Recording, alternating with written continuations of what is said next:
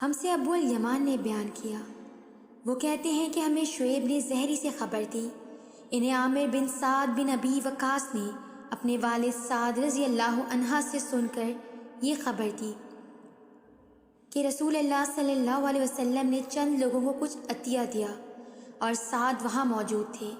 وہ کہتے ہیں کہ رسول اللہ صلی اللہ علیہ وسلم نے ان میں سے ایک شخص کو کچھ نہ دیا، حالانکہ وہ ان میں مجھے سب سے زیادہ پسند تھا۔ میں نے کہا، حضور آپ نے فلاں کو کچھ نہ دیا، حالانکہ میں اسے مومن گمان کرتا ہوں۔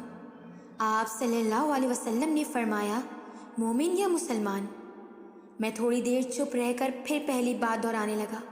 حضور صلی اللہ علیہ وسلم نے بھی دوبارہ وہی جواب دیا۔ پھر آپ صلی اللہ علیہ وسلم نے فرمایا کہ اے سعد، باوجود یہ کہ ایک شخص مجھے زیادہ عزیز ہے، پھر بھی اس سے نظر انداز کر کے کسی اور دوسرے کو اس خوف کی وجہ سے یہ مال دے دیتا ہوں کہ وہ اپنی کمزوری کی وجہ سے اسلام سے پھر جائے اور اللہ اسے آگ میں اوندھا ڈال دے۔